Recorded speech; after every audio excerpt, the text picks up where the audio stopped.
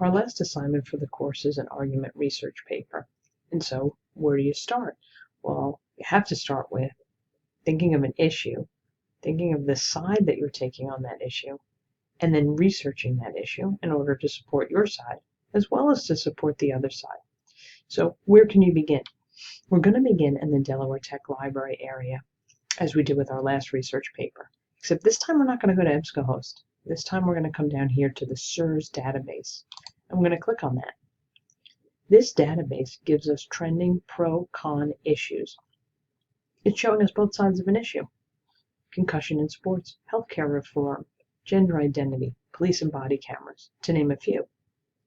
So what you want to do is you want to think about what issue do you feel really strongly about, either for or against. And you're going to research that issue. And you can come down here by browsing all the pro-con issues in alphabetical order. Well, right there, I could write an argument paper on why that's time-consuming. But you can also look at business and economics, and they've done it under advertising. So maybe you are for advertising in schools. Maybe you're against it. If I come here, crime and punishment. What do you think about drug legalization? What do you think about concealed weapons or gun safety? Maybe you have a topic that falls under school, family, and youth. Maybe you're thinking of single-sex classrooms and how they have more benefits than,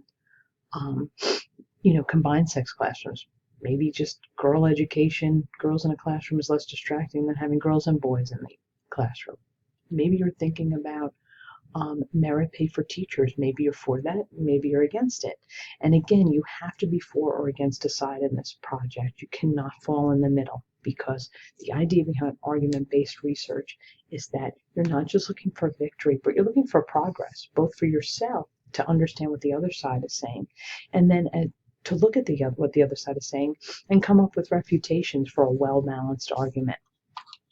If you're really not sure, you can always type your idea up here, and you can do a search that way. Should young children be taught gun safety? Viewpoint 1 and viewpoint 2. So for this example, I'm going to come here to school, family, and youth, and I'm going to look at homeschooling. So for me, let's say I was picking the side. I don't think that homeschooling is a good option, because I don't know if parents are really the best educators if they don't have a teaching background. So I look and I say, look, many parents are unqualified to teach. Okay, so here are some articles that tell me that would support my viewpoint. But yet I have to look at what the other side is saying, that parents should be able to educate their own children and make that choice. So I find that there are articles here. If I scroll down, there's not just those 3 articles per side. There are so many more articles, things about debate on homeschooled students, and it goes on and on and on. To make it even easier, I can look at just newspapers or just magazine articles on it. I could look at government documents that are written about the homeschooling issue.